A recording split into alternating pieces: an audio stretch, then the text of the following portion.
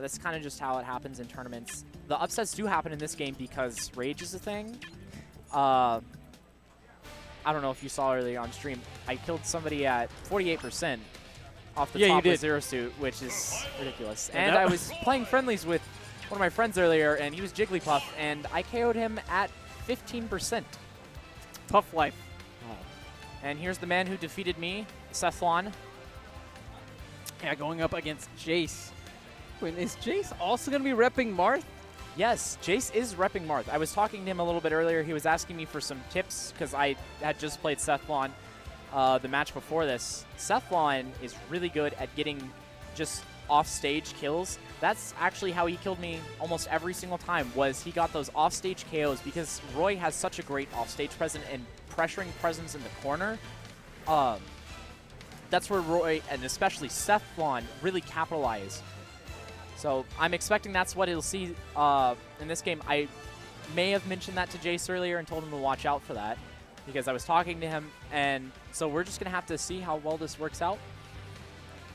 Jayce actually in the game before this upset Gio. Really? Yes. Who was Gio playing as? He went Villager game 1, and then he went Mewtwo. Yeah, that sounds about right. Because Marth against Rob is not a very good matchup for Rob. Well, Fire Emblem fight may be a precursor to what we're going to be seeing later on in bracket. Sethlon against Jayce. So obviously there's inherent differences on where the sweet spots are for both characters. Yes. For Roy, it's hilt oriented, a bit closer to the body. Whereas with Marth, you're going to be looking for those tips. Marth is just a low-class waiter who needs those tips.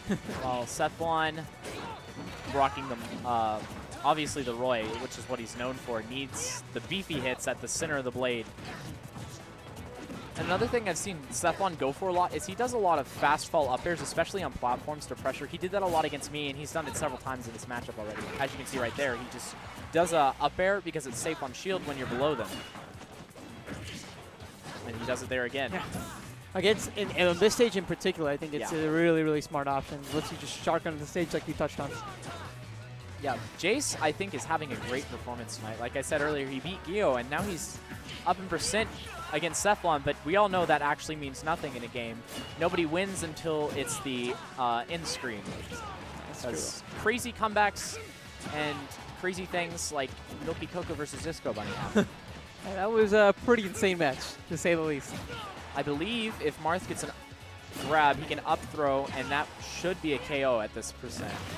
Oh, that's brutal. We don't tech those. It can be tricky, I feel, to tech that as well, since it has so many hits to it. Yeah, multi-hit moves are incredibly difficult to tech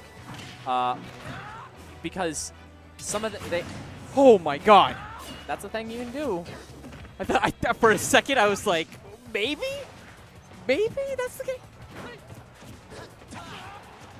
Overall, this game, I've just seen Sethlon playing a lot more patient than Jayce. He's waiting for Jayce to make a move, and then Sethlon's reacting to it, and there's the up throw.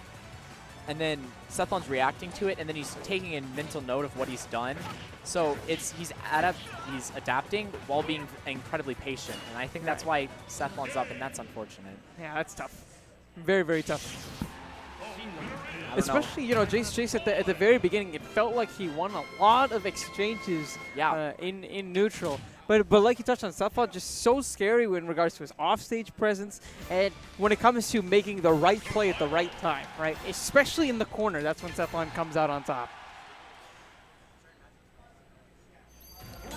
Going to FD for the second game.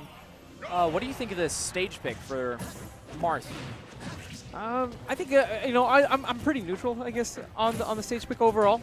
I think that this is going to be, like, of course, incredibly footsies oriented, very similar to that last game. But now there aren't those platforms that Sethlon can shark underneath with the uppers. Exactly.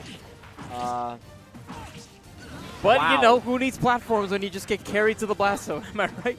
Like we talked about, Sethlon's offstage presence is quite insane. I mean, how low was that kill? That was something like... I think it was at like 76. Oh, missed the tipper. That would have... He tried to do the same thing Sethlon did to him. Yeah, the slight delay. Sethlon's so good at making the most of his recovery. It doesn't matter which iteration of Smash. He knows all of Roy's options. Tipper back air. It'll take it. Closing things out.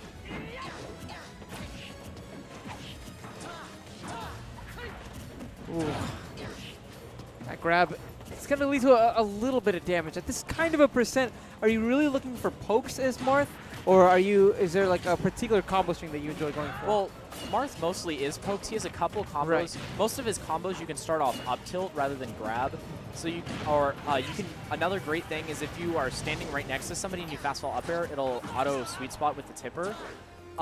So if you do that, you can link low percentage. You can link an up tilt, and then up tilt you can do up air, back air, forward air, whatever you want to.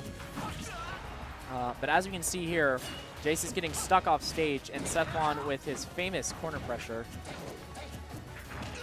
Oh, that fade back. Just to make sure he'd get out of range of whatever Jayce would be throwing out.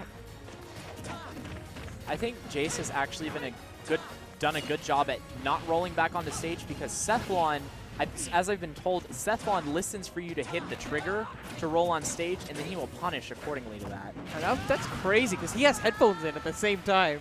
Yeah. If he can still hear, that would be insane. I don't know. That's what I've been told. It's not confirmed, so don't take my word for it. But Sethlon taking that with the Roy up B, quite a good move itself. Yeah, really.